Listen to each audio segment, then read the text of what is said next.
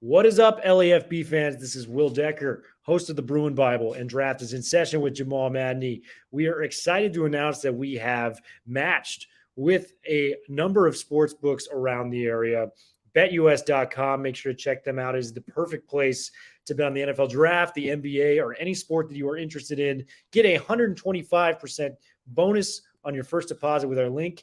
If you live in a betting state, then be sure to check out our deals with DraftKings, FanDuel, or BetMGM. Plenty of free money with your first deposit.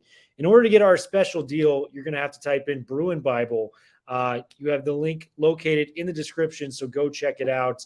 Hit the link Bruin Bible, and you will get a special deal with BetUS.com. Now, to the podcast.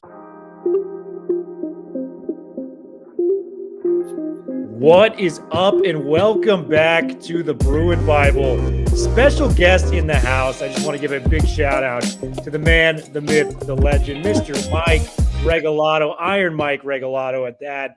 What is going on, brother? It's been a while since you've come on the Bruin Bible.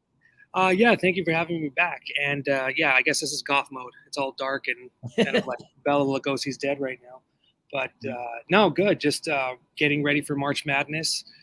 UCLA basketball's last regular season game is this Saturday against USC, then the Pac-12 tournament, then the big dance, and then we get into spring football.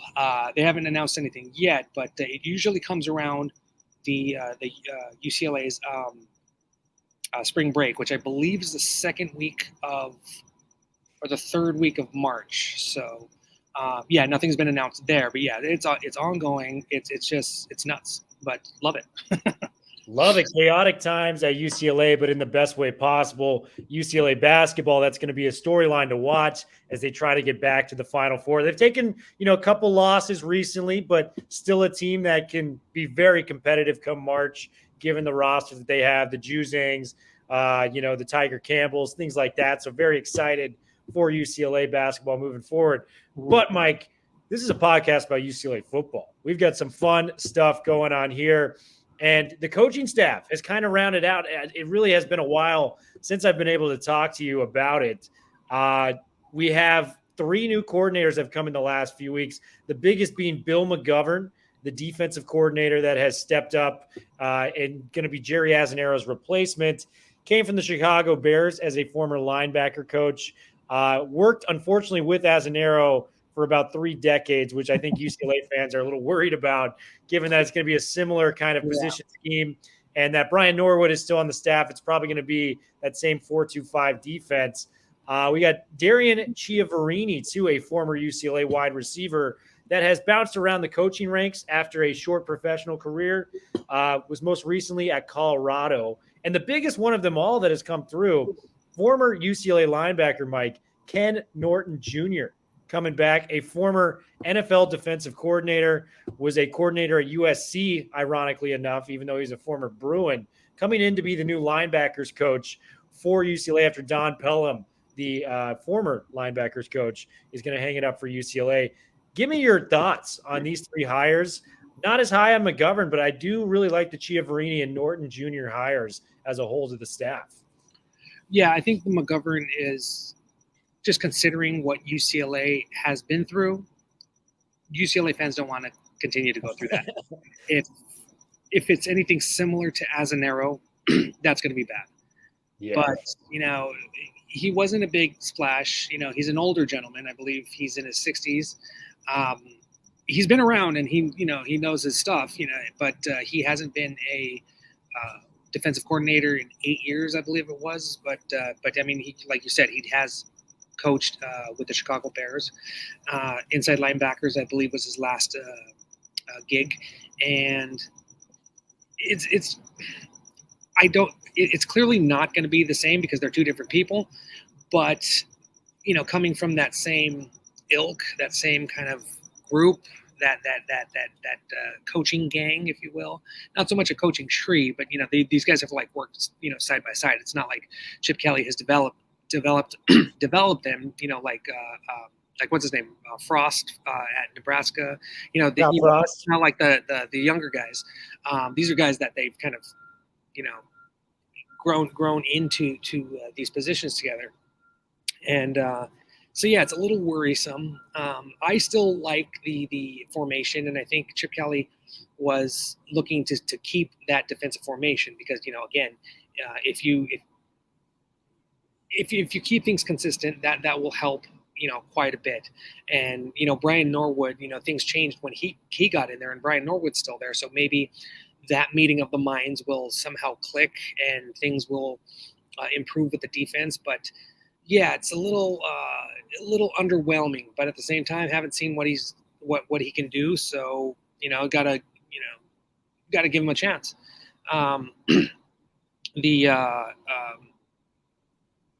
The why am I blanking on his name? The linebackers coach, Ken Norton Jr.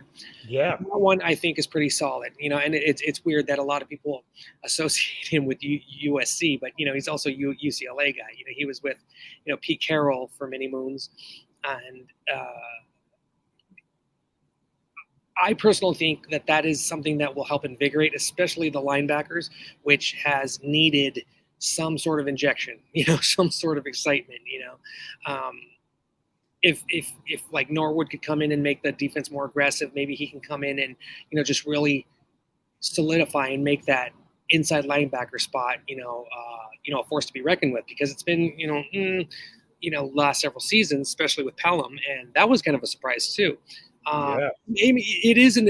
It isn't. It isn't. Just because that Bruin Report Online, we didn't seem to get any indication of that. We're like, wait. Norton is taking over linebackers. Well, what about Pelham? Oh, Pelham's retiring. Oh, okay. Well, that fits. They can do that. But I really like that hire as well. So, yeah, man. All good points. I think Ken Norton Jr. really brings kind of an extra gear to this staff, and just knowing what he means to UCLA. I mean, this guy was a part of the 1980s successful run of UCLA that went to 4 straight bowl games and won 4 straight bowl games when he was there. He was a consensus All-American by the time he left, a college football Hall of Fame inductee, 3-time Super Bowl champ in the NFL with the 49ers and the Cowboys. I mean, this guy has been around the block. And I think, one of the big things when you're recruiting to a family in their living room, a lot of these kids want to have the opportunity, if they push themselves, if they work hard enough, to make the NFL. And you can have a guy that goes, hey, I know what it takes to get there. I've got connections in the league. You come in, you do your job for 3 to 4 years, I can potentially get you there. And I think that's just a huge win to the coaching staff with Ken Norton Jr. We don't have to dive too much deeper into McGovern. I think I'm pretty disappointed by it. But like you said, Mike, we got to come in with an open mind as well. I'm going to come in and try to be open-minded about this because as an era was such a dark time for UCLA fans on the defensive side of the ball. Because, I mean, it was just – we knew it was coming. Even this year, the offense was, fantastic. It was the number 1 scoring offense within the Pac-12, but we knew the defense couldn't stop the ball, and that was very, apparent during some of those losses we should have won. The Fresno State game being one of them, and some of the other embarrassing collapses at that. So we got to enjoy the positives with Ken Norton Jr. But Mike, one of the main reasons I wanted you to come on was we have a lot of good returning players, I think more so than people think about when it comes to UCLA football. We got 2 ones that are, can't miss guys that we are very excited about. And then there's a couple other guys that I think are flying under the radar that can really make an impact for this team. We also have some transfers that we could potentially talk about that are going to get on the field right away and make an impact. We have to start with the 2 can't miss guys and just how excited we are that they are coming back. DTR and Charbonnet. And DTR was a little bit more expected, especially after Dylan Gabriel darted back to Oklahoma in the transfer portal. But, I really like DTR. I think for a guy running the offense, he guided this offense to one of, if not the best offense in the Pac-12. You combine that with he reduced the turnovers, 6 interceptions, 21 touchdowns, over 2,400 yards passing. And he had his best rushing season by a mile for UCLA, 609 yards rushing and 9 touchdowns. You cope that with the fact that if it wasn't for sacks, he'd probably be closer to 800 yards rushing, closer to 1,000. Mm-hmm. So DTR is an explosive player. And then you got Charbonnet coming back, which was the biggest shock of them all. I think at the running back position, you have a certain lifespan when it comes to the NFL as well. Granted, Zach Charbonnet is nicknamed the Terminator for a reason. He's built different than your average running back out in the field. But just getting back, the first team all Pac-12 running back, 202 carries, 1,000+ yards, 13 touchdowns. Mike, I'm an optimist. I got to break it down to you. But I think if both of these guys can reach their ceiling this year, it's not crazy to say that both these guys could be in that Heisman conversation. Do you think that is a crazy conversation to have? No, Mike? not at all. Especially because, like you said, it was kind of expected that DTR was going to return. Charbonnet coming back, everyone was like, "What? Oh, yeah, let's go." Primarily because, I mean, even a few of us at Bruin Report Online after like game 2 and 3, we were like, "Oh, get used to him now, people, because he's gone after this season." So the fact that he came back really helps out the offense. I mean, you have DTR who's going to be running the offense. He's been running that offense for the last 4 years, and to have that bulldozer Charbonnet return and help things out, especially with the depth behind him is not as experienced. You have Keegan Jones who will definitely probably have to pick up some of the slack, and Deshaun Morale, who we didn't see this year, but he was a good recruit out of Alabama that people UCLA fans have been excited to see. The question is, how will they be protected? That offensive line loses Sean Ryan, it loses Paul Groton, it loses Alec Anderson. Yeah. And so, Sean Ryan, he's going to the combine. Anderson, unfortunately, didn't get an invite, but that doesn't mean he's not as talented. I mean, that kid has, proved his mettle many times, over the last few seasons. So with losing that many guys on the line, UCLA really has to do a good job in developing some of the guys that now need to step up. And you still have a lot of core guys in there. Duke Clemens, Sam Marazzo, who was injured most of last season, but he was expected to be the starting center. John Gaines, those are guys that played a lot last season. So it's not like they're starting from square one, but they're not going to be as buff as they are up front as they were last season. But still, again, you have DTR and Charbonnet. Chip Kelly will make it work. Chip Kelly will definitely make it work. And we're going to keep it on the offensive side of the football. The receiver room, I think when you look at what UCLA is losing, Kyle Phillips, I had a hot take on one of my other podcasts with my buddy Jamal Madney. He said Kyle Phillips was probably the best UCLA receiver since J.J. Stokes back there for the Bruins. It's been a while since we've had a receiver like that. You lose Greg Dulcich, who, I'm a huge Dulcich fan. You know this, Mike. He is my guy at UCLA. And then you also lose a Chase Cota to the transfer pool. But when you look at big-time performers, Kaz Allen really balled out to end the year there, notably in the USC game. 3 catches, 115 yards, 2 touchdowns, and then had a 100+ yard return in the game for a touchdown. Very explosive player in the open field. Yeah. We got Cam Brooks coming back, the Texas A&M transfer. He had over 200 yards receiving, a couple touchdowns there. And then through the transfer portal, we got Jake Bobo from Duke, who is a savvy vet. We're talking about these guys. Yeah, these guys getting, 20 catches. Bobo had 75 catches for Duke last year in the ACC. So this guy can ball. And then I'm going to probably botch this name, Mike. It's Titus Mokiawa Atimalala from University of Central Florida. And I Googled this guy. He was a 4-star prospect from Hawaii. I think he was swayed to go to UCF for Dylan Gabriel, who ended up leaving as well. But this guy, he had offers from Notre Dame, Oregon, Nebraska, USC, Washington out of high school. He was just a true freshman last year. You can insert this guy into the lineup. That's a huge win. What do you think about this receiving core for UCLA coming back? I like it too. And before I get into that, I also want to add that, Michael Martinez, he was injured. He was injured early in the season. And a lot of the reason that UCLA's offense was humming was because they had Martinez, who was an excellent blocking tight end. He had some, showed he had some good hands, but to have that extra guy at the end, that's just a tree out there, and he has length. That's going to be very helpful too. Whoever is going to step up behind them, and they have 2 was it 4-star tight ends coming in, Jack Peterson, and I'm blanking on the other guy right now. That's definitely going to help out the tight ends. Which Carson Ryan is who you're thinking yes, of. Thank you. And that in turn is going to help out the receivers. But that claim about Kyle Phillips being one of the best receivers. I'll take that bet. That's a really good bet to take, because you just can't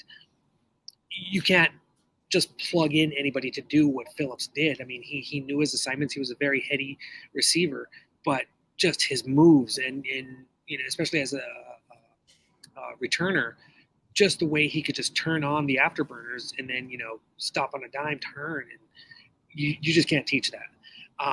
And then you have Greg Dulcich too, just a guy who can get into space, uses his height, his weight, and just take off. It's just amazing what those two were able to do. So they, I would think that they have pretty decent NFL careers, which says a lot about what UCLA is missing. But Cam Brown, as you said, Casimir Allen, those two guys, they know the offense.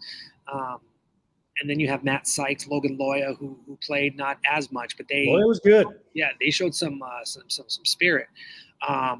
But yeah, and you got a guy like Jake Bobo, he comes in as the biggest receiver on the team, which that might help bridge the gap from Greg Dulcich, even though he's not a tight end. But if you have a big receiver that can get behind the linebackers like Dulcich did, that's just going to help out a ton.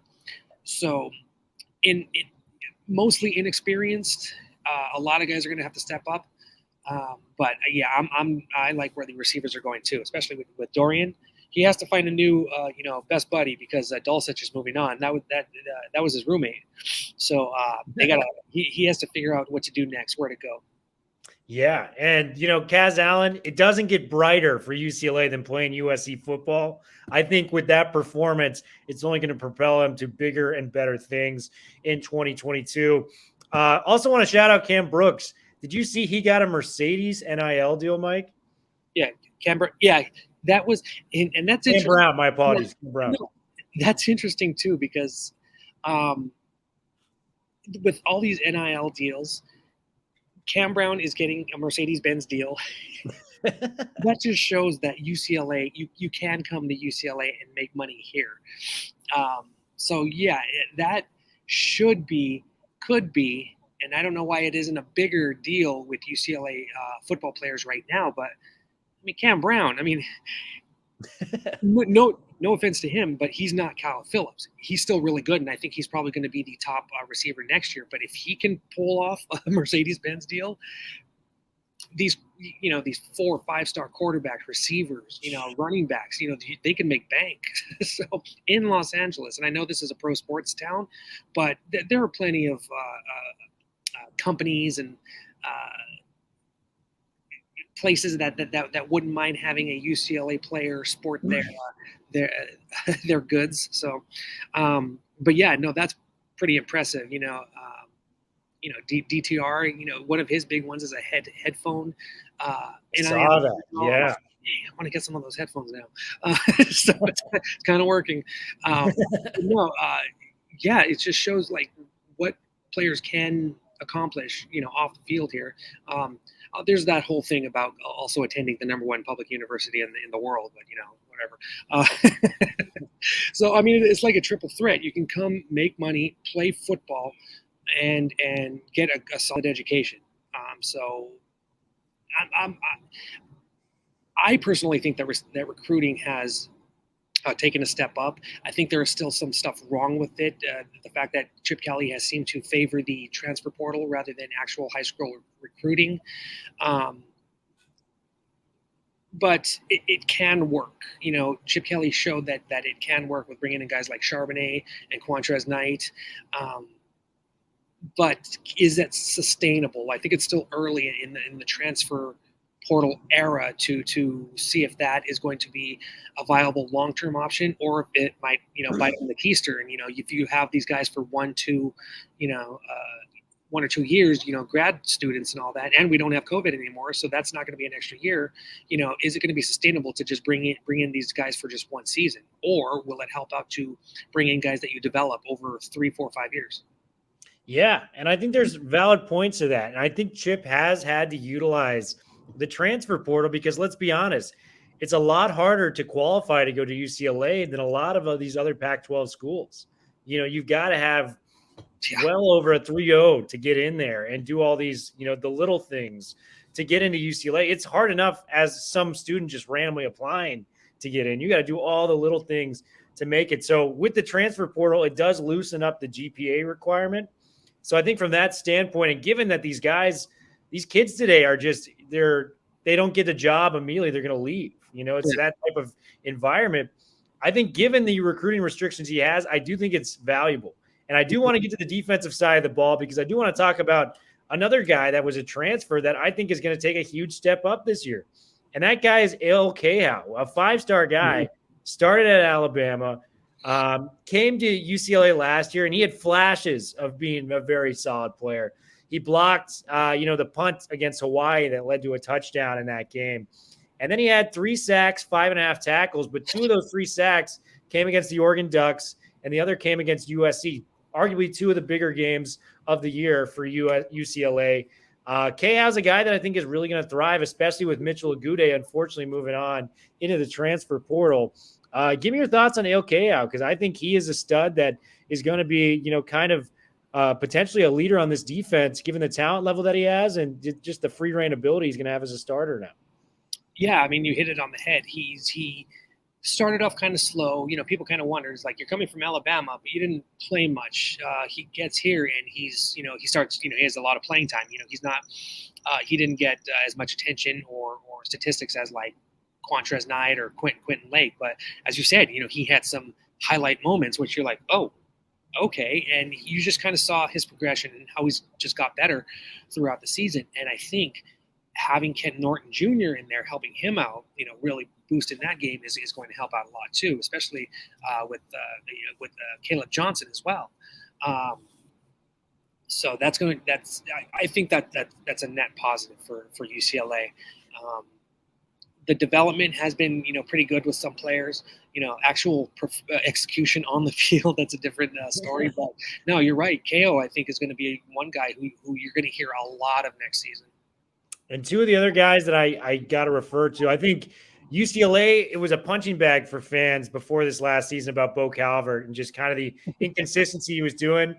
He actually got a little bit better this past year, and I'm excited about Bo Calvert coming back, especially like you said with the mention of Ken Norton Jr. coming back there. And the other guy, he was a true freshman last year, and I know the secondary was a big problem, but a guy that I expect to take a huge leap forward, Devin Kirkwood. He had that big game-sealing interception against Washington, forced a fumble, 23 tackles as a corner. This secondary is going to need all the help it can get next year, given that they weren't very good and they're already losing a bunch of starters. Quinn Lake's gone, Jay Shaw transferred, things like that. Devin Kirkwood is a guy that I think can come in there and really live up to the hype of the 4-star recruit that he once was. Give me your thoughts on Calvert and Kirkwood coming back for the Bruins next year. I think it was a smart move to move Calvert from inside linebacker to outside linebacker / defensive end, especially in that offense, which just blitzed the heck out of teams. That was one of the strengths that UCLA had, and it was weird because before they installed that, at least me and one of my podcast buddies, we've been like, why isn't Jamora blitzing more? Send everybody. It doesn't matter, blitz.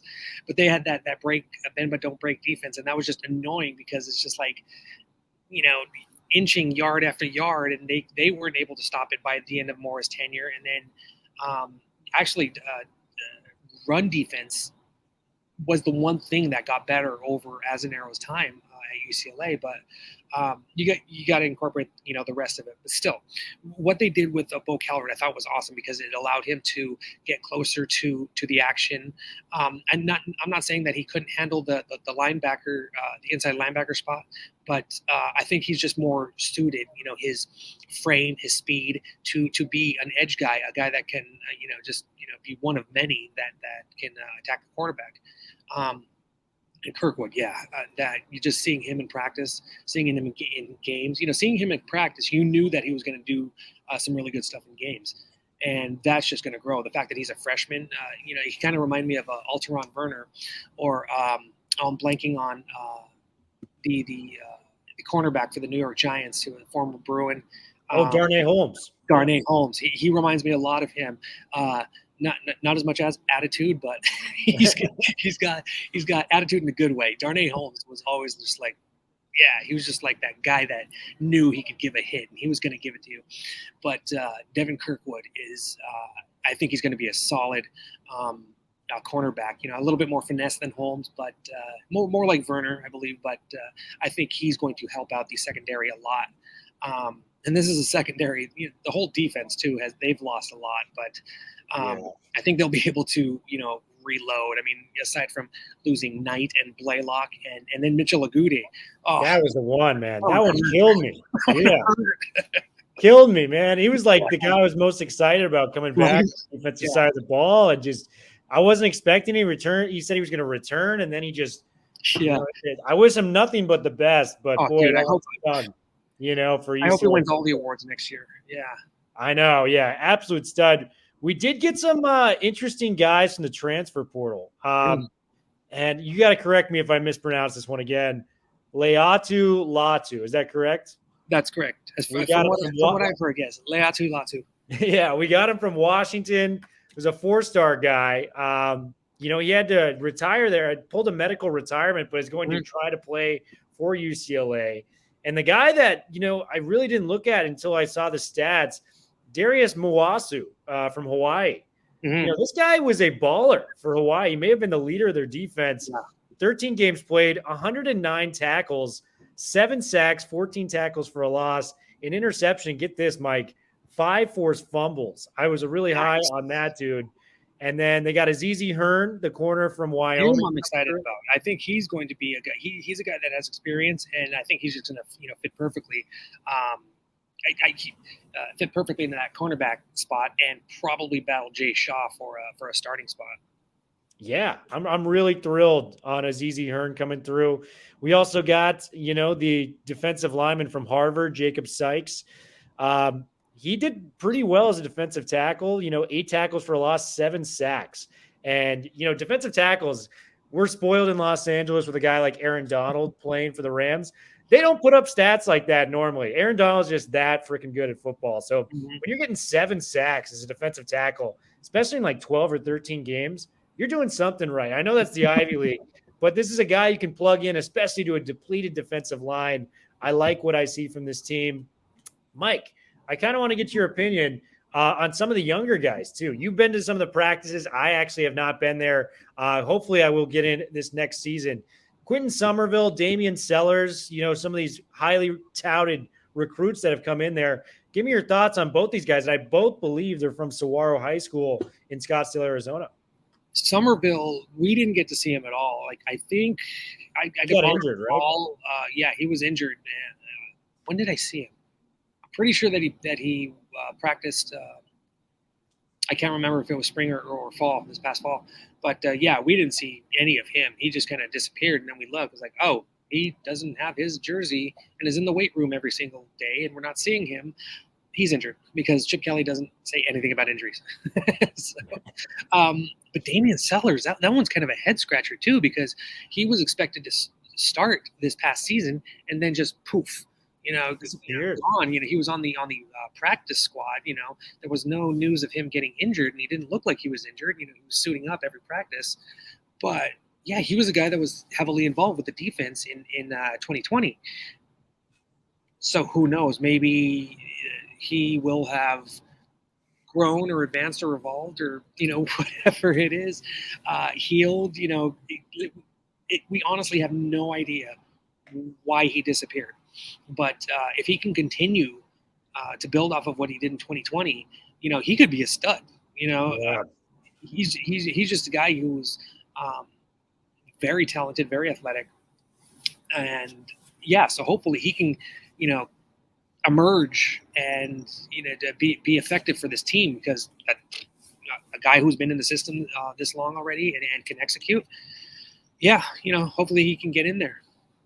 Absolutely, man. And there's some exciting recruits coming in for this class too. Kamari Ramsey was kind of the big switch near signing day. He was a Stanford defensive back from Chatsworth. He went to Sierra Canyon. Really talented safety, had offers from a large portion of the Pac-12.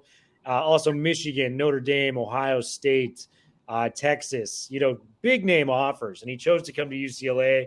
I think that's a guy we should be excited about.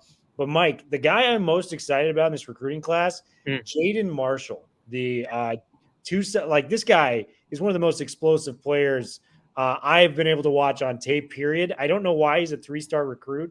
Maybe it's because Stockton up here in the Bay Area is not, really known for their guys, but he got late offers from Auburn, Nebraska, Oregon. And the guy I compared him to was Chip Kelly was looking for his DeAnthony Thomas, the longtime Oregon stud. Jaden Marshall gives me a lot of those vibes. Yeah. I don't know if you know much of those guys, but is there anyone you're particularly excited about in this recruiting class? Maybe Justin Martin, the quarterback that's coming from locally. I was going to bring up Justin Martin, but UCLA has pretty deep. Even though they lost 2 quarterbacks, they still have a pretty deep roster. Quarterback room. Yeah. Yeah, it's still pretty full. I mean, especially with DTR coming back. Then you have Garbers, Griffin, Artobius. And those are 3 guys who have played, at least one game for UCLA. So Justin Martin, guy who was, kind of in the middle of controversy when Inglewood scored over 100 points in that one game, but it still shows you what kind of, what he can do. Just very talented kid, but no, I agree with you with Jaden Marshall. Highlights, give you highlights, but just to see what he can do and just his savvy, it's like, ooh, he's going to be at UCLA next year. He's going to be one to keep an eye on. I'm going to call my shot with Jaden Marshall. I think he's going to be a difference maker at the very least for UCLA. I've got high hopes for the kid, but Iron Mike, this was fun as hell, man. We love having you on the podcast. Thank you. Last thing I'm going to give you, prediction-wise, what do you think is going to be the record for UCLA through 12 games next year? I always give a very optimistic, so I'm going to bring it down a notch. But honestly, just looking at the schedule next season, non-conference, they should go 3-0. If they don't, ooh, that's an early telltale sign that things are not going well. That's bad for Chip Kelly if they do not win all 3 of those. But then looking at what the rest of the Pac-12 South is bringing, Arizona's kind of on its way up. I mean, they're doing good stuff. They were still pretty bad last year. Arizona State, that's just, train wreck. Yeah. Colorado, they're kind of trending downward. That's unfortunate because, I dig what Carl Durrell was doing in his first year. Utah, I think, is still going to be the top team, and USC, clearly, they're going to be better. But they had a lot of trouble, with reason, and they still need to figure out what to do with both of their lines. But they're bringing in a lot of talent. You can't, you look past that. But looking at the state of it and the schedule, UCLA could. I'm thinking they'll go 9-3. I love it, man. I was going to say in the 8-9 win range. 9 wins, by the way, would be tied for the second most they've had in program history. So to get to 9 wins, that's a very respectable year for UCLA. We'd love to have that for the Westwood Bruins. Mike, great to have you on, man. Hopefully we can get you on again soon. You're always one of our favorite guests, so thank you so much, man. We'd love to have you. Thank you. Have a good one, buddy. Bruin Bible, we're out.